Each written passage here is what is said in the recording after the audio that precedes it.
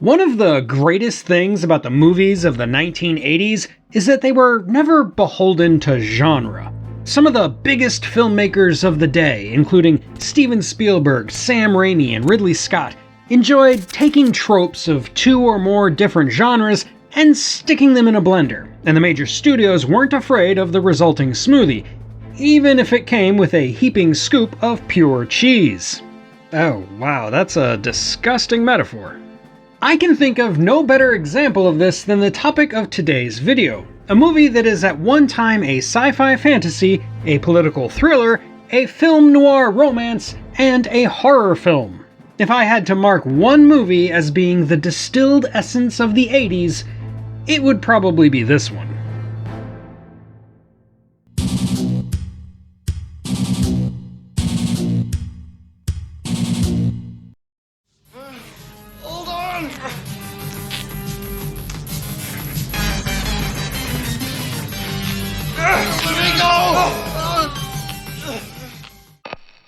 Alex Gardner is a powerful psychic who has been recruited into an experimental program of psychotherapy, where science has found a way to put his consciousness inside another person's dreams.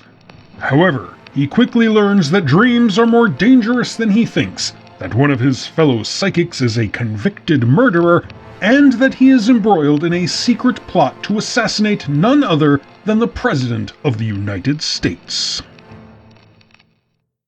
It is generally accepted that the script for Dreamscape started as an outline written by sci-fi legend Roger Zelazny. That was based on his novels He Who Shapes and The Dream Master. But I should point out that a writer named Margot Dreyfus sued the producers for ripping off her story called The Lady in White. Either way, the screenplay that came out of it, written by David Lowery, went through so many revisions and changes that neither writer received credit in the final film. Lowery's screenplay collected dust at the William Morris Agency before being discovered by director Joseph Rubin.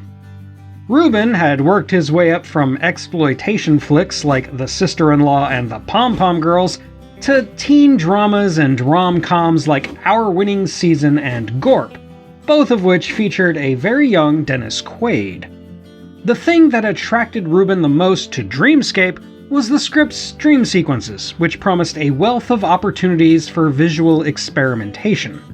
Rubin, in concert with his assistant director Chuck Russell, took the project to producer Bruce Cohn Curtis, who had just launched his own independent production studio. With Curtis's enthusiastic support, they brought back Lowery and together reworked the script to fall in line with a modest budget that would eventually total $6 million.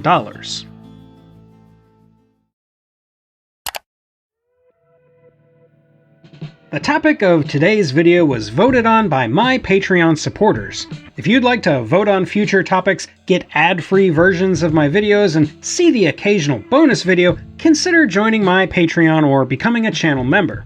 I'd like to give a special shout out to my $8 androids: Batty Bat Firebrand, Chuck Poor, Diane McGill Davis, Don Quixote, Giffen Chumley DDF, Harold the Hatter, Jack Blair, John Burrell, Mike O'Connor, Robert McGill, Scott Johnner, Spoats, Tracy Rothmyers, and Warren Davis. Thank you all so much for your support. Dennis Quaid was the first and only choice for the male lead Alex Gardner. Quaid, in addition to having worked with director Joseph Rubin multiple times in the past, was a rising star following his appearances in The Right Stuff and Jaws 3D, and he plays Alex as a bit of a pervy, selfish dork that transforms into someone more heroic by the end. His love interest in the film, Jane, is played by Kate Capshaw, whose appearance in the same year's Indiana Jones and the Temple of Doom was seen as a big promotional opportunity by 20th Century Fox.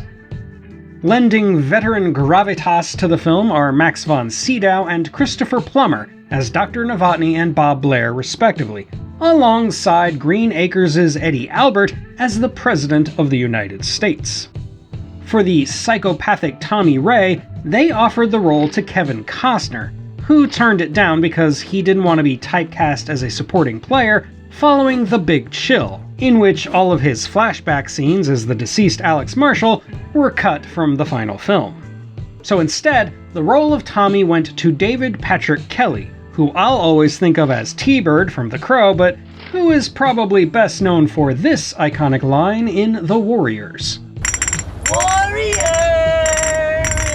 come out to play. Other notable actors include George Wendt as the ill-fated novelist Charlie Prince, character actors Peter Jason and Chris Mulkey as Blair's goons, and Larry Gelman as Mr. Weber, a character originally written to be far more serious, but whose big dream sequence was changed to be light comic relief. George! And with my own brother? Hi, George. And in front of the children. Filming began on February 3rd, 1983, with locations throughout California that included LA's Union Station and the Bronson Caves, the Los Alamitos Racecourse, and Stockton's University of the Pacific. The construction dream sequence was filmed at the top of LA's First Interstate Tower, now known as the Aon Center, where according to Dennis Quaid, the only real safety equipment for the actors was a single net. Even though the film was made on a relatively low budget, a lot of effort went into the dream sequence effects, with Craig Reardon responsible for the practical special effects, Peter Curran for the visual effects, and Jim Opperly for the stop-motion Snake Man sequences. Originally conceived in the script as a Rat Man,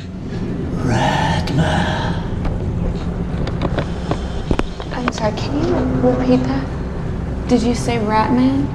the Snake Man was changed to avoid comparisons with popular werewolf movies of the time, and it just so happened that the director, Joseph Rubin, was afraid of snakes. I hate snakes, Chuck! I hate them! Come on, show a little backbone, will ya? While I freely admit some of the effects show their low budget, even for the standards of 1984, what they lack in polish, they more than make up for in ambition and style. As someone who watched this movie way too many times as a kid, the Snake Man definitely left an impression on me. I always found the half-mutated Tommy to be the most disturbing part. The music was composed by the famed Maurice Jarre, whose scores for films like Dr. Zhivago and Ghost remain some of the best movie music ever written. For Dreamscape, Jarre insisted on a mostly electronic score, offset by a little smooth saxophone here and there.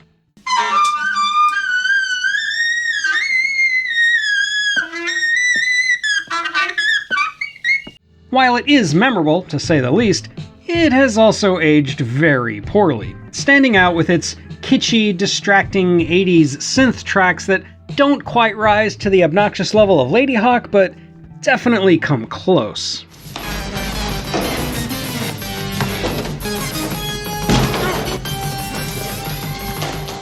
As the movie neared completion, Dreamscape was acquired by 20th Century Fox for distribution.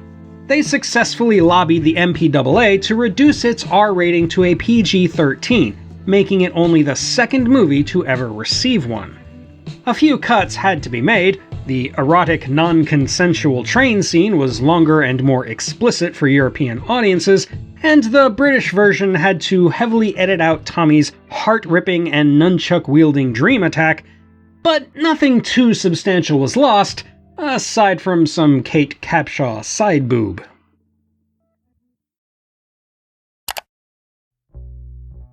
After a few months of delay to supposedly mount a promotional campaign, Dreamscape was dropped into theaters on August 15, 1984. It received mixed reviews in its day, but despite that, and despite 20th Century Fox's apparent lack of enthusiasm for the film, it still managed to earn a profitable worldwide gross of $12 million.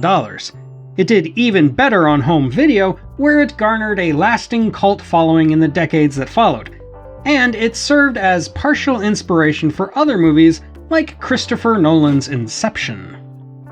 When I watch Dreamscape, I still find it endlessly fascinating and entertaining, even if the special effects and synthesized soundtrack are pretty dated.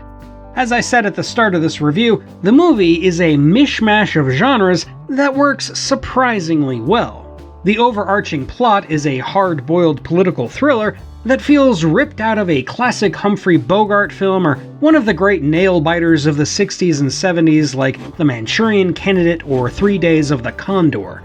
It's also no coincidence that there are subtle references to Alfred Hitchcock's filmography, from the name of the university matching the name of Cary Grant's character in North by Northwest, to the tearing shoulder scene copied from Saboteur. But Dreamscape's also a horror film, leaning on things like German expressionism and zombie cinema to lend a sinister edge to the nightmare sequences, something Wes Craven did the same year with A Nightmare on Elm Street. Then there's the romance angle, which for me is probably the weakest aspect of the film, and a sprinkling of action, with some fun gags involving a motorcycle chase on an equestrian racetrack. But of course, the headlining genre that appeared in all the movie's promotion is science fiction.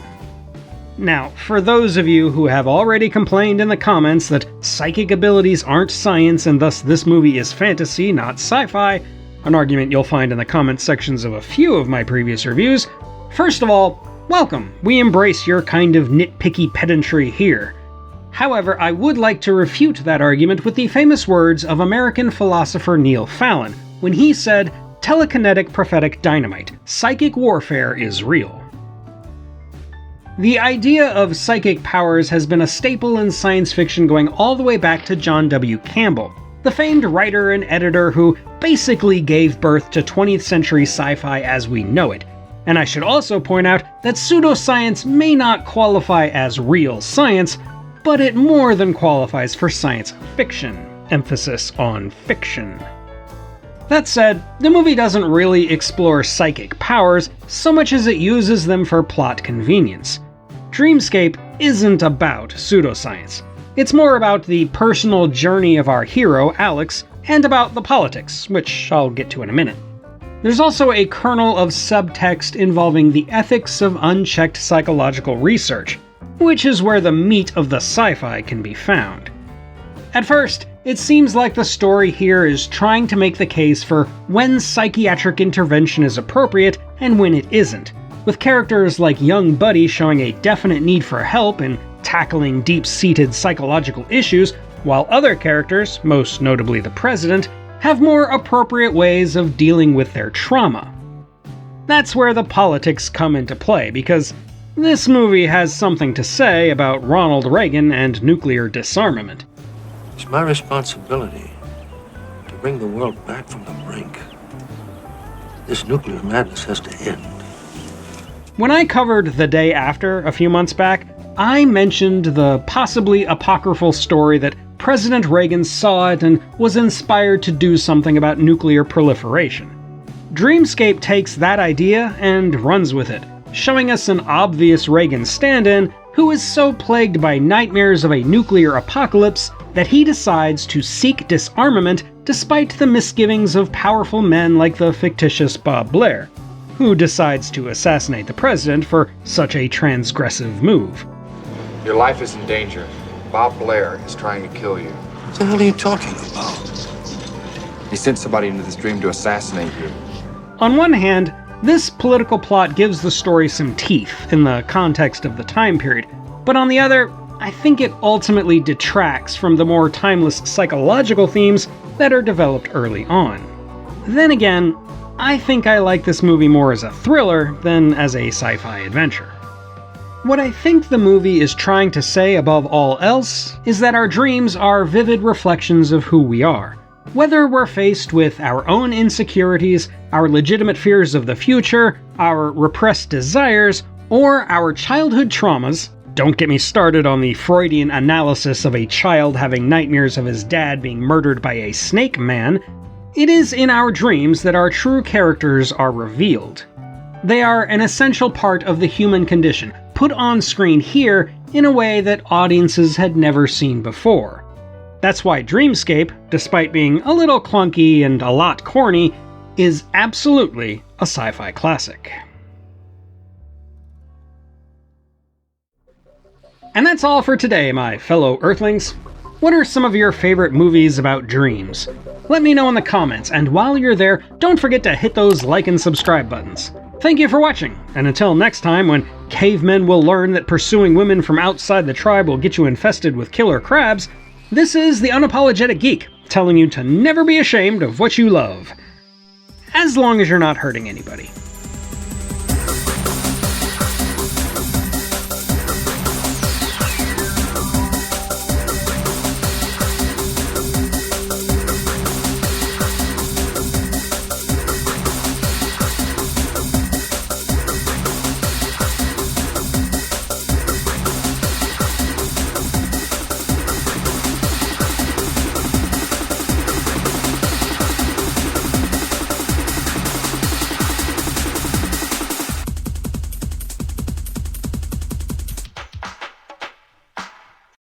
So sorry, Mr. Weber. You too, Fukuda.